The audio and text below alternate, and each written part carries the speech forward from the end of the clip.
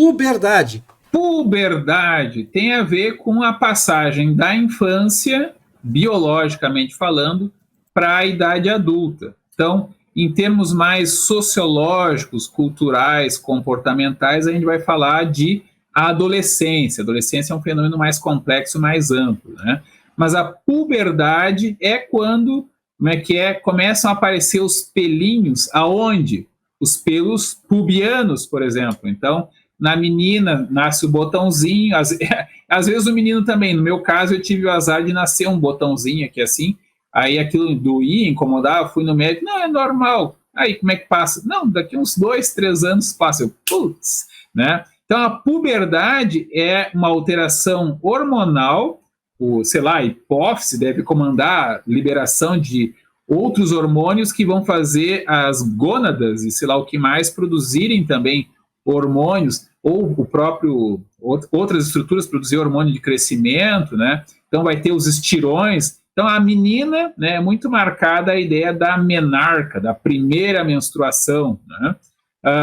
Aí tem a primeira menstruação, tem o crescimento de pelos pubianos nas axilas, né? Começa a surgir seios, começa a haver uma estrutura óssea diferente, né? Começa a aumentar os quadris, começa a diferenciar. Menino e menina ali de 8, 9, 10 anos são bastante parecidos estruturalmente, a cabeça, tronco e membros, vamos dizer assim, não são muito diferenciados.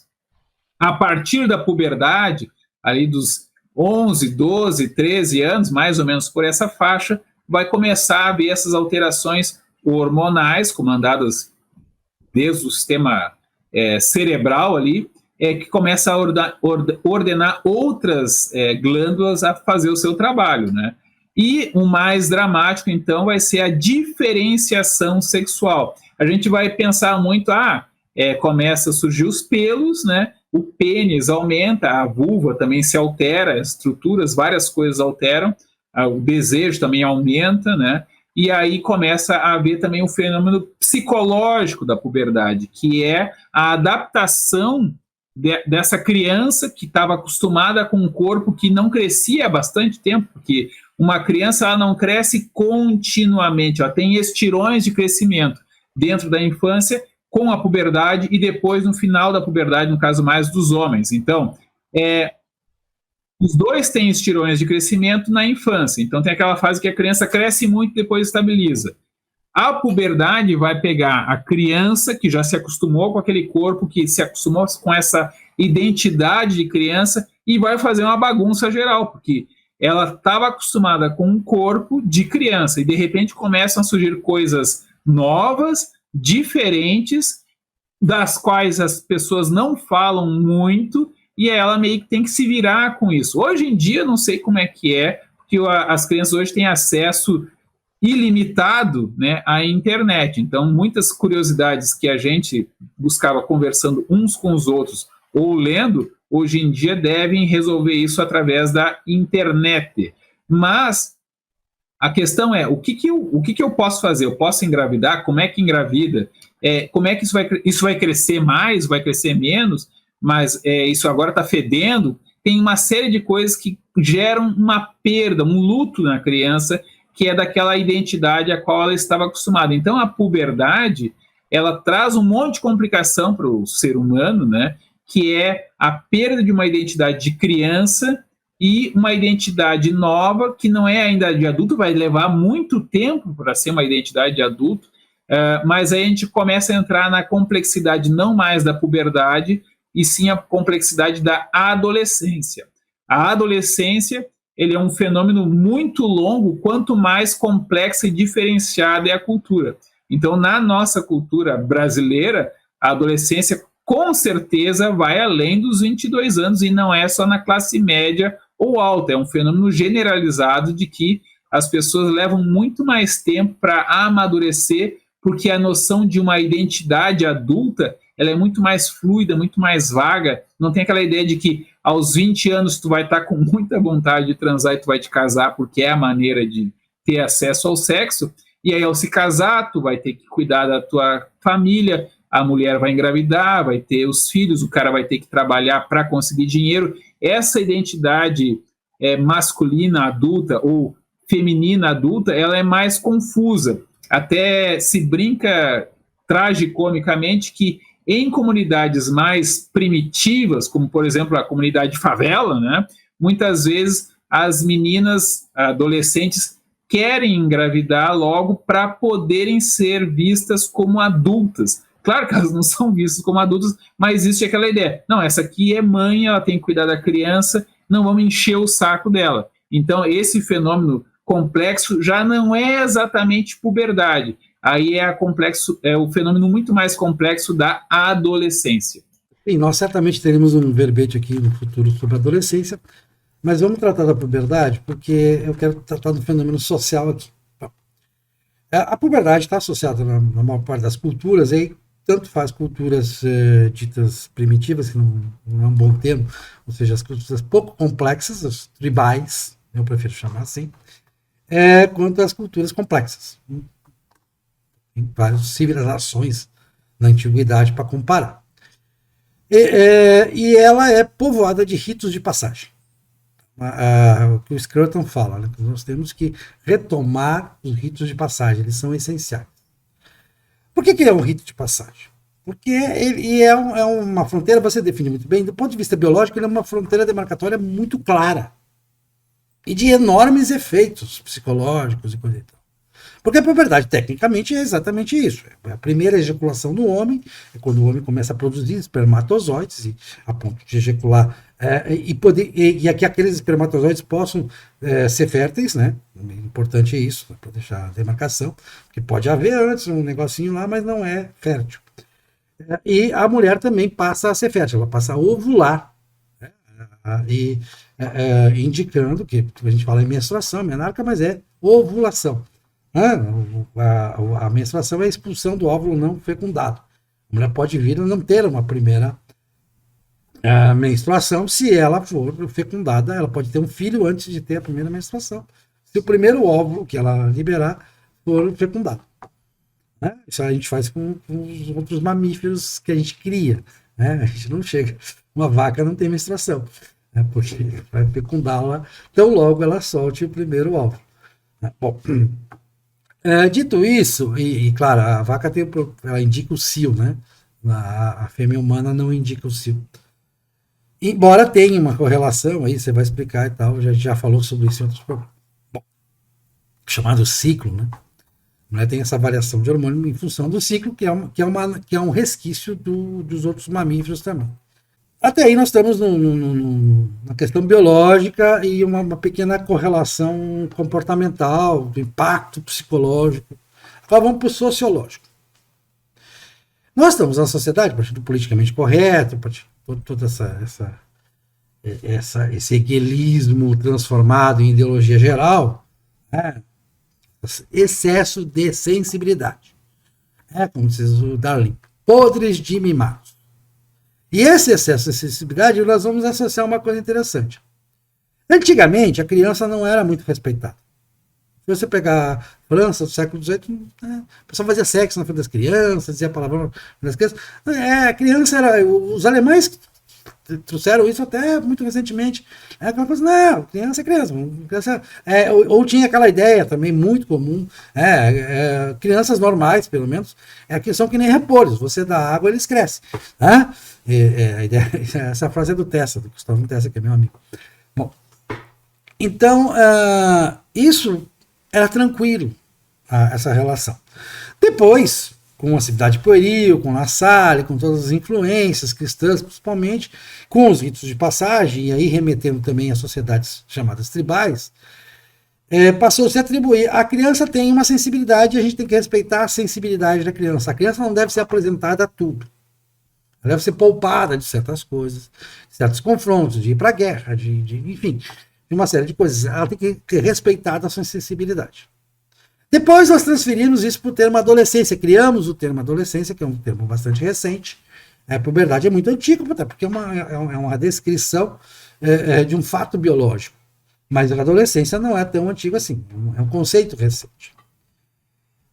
baseado numa ideia até muito sensata, né, de que o ser humano é mais inteligente porque ele passa mais tempo dependendo dos pais, ele passa mais tempo sendo ensinado. Então vamos adiar isso, nós vamos ter uma formação mais completa. Depois nós tivemos, popularizou-se o acesso ao ensino superior, então, poxa, o cara só passa a ser adulto mesmo quando ele termina, quando ele conclui o ensino superior. Não, hoje não é mais assim, o cara, depois do pós-doutorado. E basicamente hoje nós hipersensibilizamos a sociedade de tal forma, nós extrapolamos essa ideia de que tem que proteger o infante, o impúbere das coisas, de tudo, não só da sexualidade, mas de tudo, mas principalmente da sexualidade, que a grande proposta que está no ar, que as pessoas não se dão conta, talvez, é de uma impuberidade eterna. É de um adiamento ad infinitum da puberdade. Não tem mais rito de passagem. Não, porque não há mais passagem. O fenômeno do adultescente, ele está indo aos 40, aos 50, aos 60 anos. Eu tenho visto casos assim, de vizinhos, assim, de coisas assim. O cara está lá com 55 anos, dá as doideiras, as criancices, as infantilidades. É uma pessoa que se nega a ser adulto. E é tratado como se fosse, ai, coitadinho. Às vezes pelos próprios filhos. Isso é uma doença, no meu ponto de vista, uma doença social. É essa forma de encarar. Então eu concordo com o Escranto, concordo com o Dalrymple, está na hora de retomar os rituais de passagem ligados à puberdade. Vamos entender isso. Claro que nós vamos entender assim, poxa, os árabes, por exemplo, consideram que, os árabes, indianos, os hindus, que a mulher, por exemplo, menstruou, ovulou, ela pode ter 11, pode ter 12 anos, ela está pronta para casar. No Ocidente nós não aceitamos, isso foi uma longa conquista do Ocidente, não aceitar isso. Não, peraí, gente, vamos com calma, eu sei que a natureza a tornou fértil, que ela pode ser mãe, mas não é legal ela ser mãe aos 12, 13 anos. Depois a biologia até deu razão, porque a biologia diz que realmente existe um ótimo na ovulação da mulher, no momento reprodutivo da mulher, em torno dos 20 anos e tal, e que é um ótimo. Ela vai, na média, as crianças vão nascer mais saudáveis e tal, aquela coisa. Mas esse ótimo não está na primeira ovulação. A primeira ovulação ainda não tem alguns problemas, a mulher talvez não tenha o corpo completo e uma série de questões. E também a nossa evolução do que a gente sente como psicológico, como correto e tal, jogou essa idade um pouco para cima, jogou em algumas culturas para 16, 15, 16, 18 anos. No nosso caso, no Brasil, a linha demarcatória é aos 18 anos, embora com 16 já possa casar, então é uma meia linha demarcatória. E a linha demarcatória do estupro presumido, que é a linha dos 14 anos, né? A partir dos 14 anos já não é mais estupro presumido. Então a gente cria linhas demarcatórias, tá? Mas a linha demarcatória da natureza, vamos ter que concordar com os árabes e com os indianos, é a primeira ovulação. Embora eu diga que eles estão errados do ponto de vista social, psicológico, eu acho que eles estão errados em definir essa linha demarcatória tão cedo. Agora, a gente precisa realmente da volta dos ritos de passagem, porque o que essa sociedade pós-modernista, politicamente correta, é difícil defini-la, ela foge dos nomes, né? Foge de ser nominada, embora ela dominou completamente a mídia, completamente a academia, a ponto de não admitir nenhum mas, como você mesmo sempre diz, ela não admite mais um mas, que seja, ela é completamente totalitária, ela cancela a gente, né? Essa ideologia, ela quer a impuberidade eterna. A impuberidade, ele quer tornar todo homem impúbere, todo homem e toda mulher impúbere. Um novo sopro nesse sentido é a questão dos transgêneros, né? E há alguns que defendem uma coisa muito maluca. Pode ser que se torne a regra, tá? Mas a ideia que eles defendem é a seguinte: um adolescente de 12, 13, 14, 15, 16, 17, 18 anos não tem idade, não tem maturidade suficiente para decidir se ele quer ser homem ou se ele quer ser mulher. Conclusão, devemos dar supressores da puberdade. A Bruna Frascola, né, pegou bem esse tema, né? para que eles não tenham alterações da puberdade que depois que se instalam, dá um trabalho para reverter. Então a ideia é meio que uma castração química compulsória, reversível, até o cara atingir uma idade que juridicamente se entenda que ele pode, sei lá, dirigir, votar, transar, né, e escolher o seu gênero. É o caso mais radical que eu já consegui ver a respeito e o mais espantoso. Não é visto como uma coisa obviamente absurda, porque é aquela questão, se interditou o debate e tu dizer, mas até ontem isso era um absurdo. Podemos pelo menos reconhecer que até ontem isso era um absurdo? Não se pode dizer. Isso seria transfobia, né?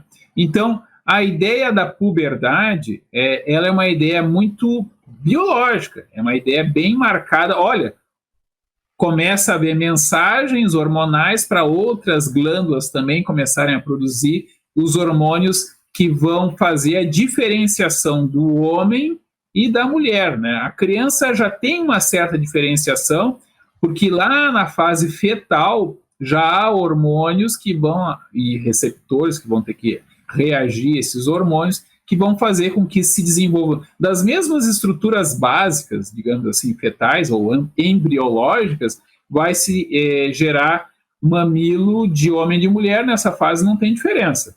Agora, por exemplo, pênis, clitóris, e escroto e ovários, aí vai depender muito dessa mensagem hormonal já na fase fetal. Até eu costumo dizer assim, na mão de cada um a gente pode ver que, em média, os homens têm o dedo anelar mais comprido que o indicador. E, na média, as mulheres têm o dedo indicador mais comprido que o dedo anelar. Claro que muita gente vai ter a mesma distância, né? Alguns homens vão ter o indicador mais comprido do que o anelar, mas tudo bem, não quer dizer que é menos homem ou que é menos mulher. É aquela coisa, tem homem que tem mama maior do que a esposa, né? Mas, enfim, e pode ter câncer de mama, inclusive. Mas a questão é, a diferença da puberdade, ela é muito cedo. Ela começa muito cedo, né? No caso da mulher, a primeira menstruação quer dizer que houve a primeira mensagem, não quer dizer que esteja pronto para funcionar. Algumas podem engravidar na primeira vez, e aí não tem a menarca, não teve a menarca, né? Isso já aconteceu e com idades absurdamente muito precoces. Acho que o caso documentado mais antigo foi uma mexicana, se não me engano, que aos 6 anos engravidou, né? Ou aos 6 anos já pariu, alguma coisa assim. Mas, assim, quem cria cachorro, né? A gente, mesmo sabendo que a cadela já entrou no cio, a gente não coloca para reproduzir direto, a gente preserva, porque a chance dela morrer ou da ninhada morrer é maior, e deixa crescer um pouco. Então, se a gente dá esse cuidado para cachorro, por que não daríamos para as pessoas, no caso para as mulheres, né? No caso dos meninos, eu tenho a impressão de que eles conseguem ejacular antes de produzir espermatozoides, porque quem produz a maior parte do sêmen não é o testículo, é a próstata, né? Então, eu fiz a distinção. A gosminha pode ser anterior. Mas, claro que para a criança futricar até chegar ao orgasmo e descobrir ou ter as poluições noturnas, geralmente já tem uma mensagem lá de que, agora vamos começar a puberdade aqui, vamos desenvolver, vamos fazer crescer essas coisas aí. Então, a puberdade, ela não marca a maturidade, ela marca o início das alterações. A maturidade sexual na mulher, biologicamente, talvez se estabeleça, se ela começou essas alterações aos 12 anos, talvez aos 15, talvez aos 16. Ela já pode transar, até pelo direito brasileiro, aos 14 anos com um cara mais velho. Antes, ela pode transar antes ainda, porque aí nenhum dos dois está estuprando, os dois estão se estuprando reciprocamente, digamos assim. Então, a menina e o menino de 10 anos que fazem lá, brincam de médico, digamos assim, não é estupro de vulnerável, porque os dois são vulneráveis, né? Mas o paradoxo que é difícil às vezes as pessoas entender é que aos 14 anos o menino pode transar com a mulher mais velha, e o mais chocante, A menina de 14 anos, no caso adolescente de 14 anos, pode transar com um cara de 18, de 20, de 50 anos. Mas não sei, eu não conheço muito essas sociedades mais tradicionais, como os árabes, ou culturas subsaarianas, em que ainda se utiliza a questão da menarca como a passagem da menina para a mulher. Mas eu desconfio que, quando muito, elas casam, elas podem ser casadas. Não quer dizer que começa a transar a partir da menarca. Eu acredito que, de modo geral, eles devam ter várias interdições que dizem, não, tem que esperar. Que algum ou outro vai se aproveitar daquele instituto social para transar com a menina de 12 anos, 13 anos, eu não duvido. Isso existe na nossa cultura, as pessoas que cometem crimes, né? Mas provavelmente deve ser interditado na maioria dessas culturas também. O pós-modernismo, tem uma frase do Derrida que eu gosto muito, que ele deu para rebater o argumento do Sokal, que a ciência é só um discurso, né? E há uma grande aversão à biologia, nas questões da chamada ideologia de gênero, né? Então a ideologia de gênero cria isso, e isso é coerente com a proposta de impuberidade para sempre, de ser mimado para sempre, de ser cuidado para sempre, de ter respeitado uma hipersensibilidade para sempre. Ela é coerente com isso. Então vamos suprimir os hormônios. Se a biologia não colabora, se a biologia bota esses hormônios para dizer que você está ficando adulto corporeamente, psicológico demora mais um pouco. No passado não se achava tanto isso, mas tudo bem. Vou concordar que as sociedades, principalmente a sociedade ocidental, evoluiu para uma questão dessa. Entre os germânicos, nas tribos germânicas não era assim. As tribos germânicas, elas aproveitavam cada ventre disponível porque havia uma necessidade de repor a população. Então, se ovulou, pronto, então vamos aproveitar aquele óvulo, né? Bom, quanto à puberdade masculina também, eu já tinha esclarecido aqui, só volto a esclarecer. Eu quis dizer a primeira ejaculação fértil, né? Com um resultado que poderia fertilizar. Então isso caracteriza a puberdade. Bom, então é isso. Eu acho que o grande problema aí é uma concepção social, concepção ideológica, né, que hoje é amplamente majoritária no meio midiático e acadêmico, mas não é amplamente majoritária no meio do povo, no meio da população em geral. Existe essa divergência entre o que é pregado no meio acadêmico, no meio midiático, essa impobilidade para sempre, e a noção das pessoas, que as pessoas ainda estão ligadas naquela coisa da responsabilidade pessoal. Quer dizer, aquela coisa que se dizia, e se dizia muito bem, que a gente tem que voltar a dizer: você já tem pelo na cara, rapaz. Se dê o respeito, responda por seus atos, se ponha a juízo nessa sua cabeça, faça as coisas como tem que ser, trabalhe, faça tudo que tem que fazer. Cumpra as suas obrigações, porque você já tem pelo na cara, você já é um homem, como se dizia antigamente, e isso a gente deveria, esse rito de passagem deveria voltar a ter. É a minha posição. Pode ser uma posição chamada reacionária, eu entendo como conservadora, mas pode chamar de reacionária se quiser, eu não me importo.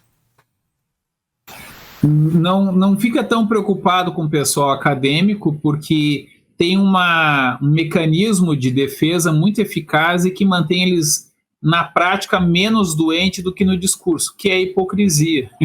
Então tem muito professor universitário que vai dizer umas loucuras absolutas, né?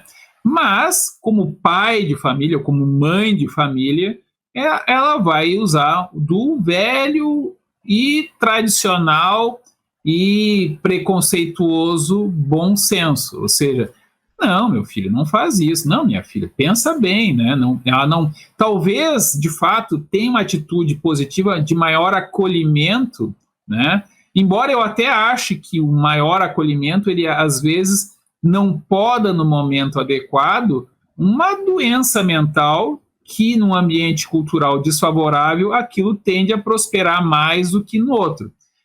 Agora, de fato, a gente tem tanto suicídio, tanta morte, tanta mutilação que as pessoas fazem contra si próprias, umas contra as outras, em sociedades tradicionais, que eu até não sou assim tão radical com relação a essas maluquices pós-modernas, pós-apocalípticas quase, né?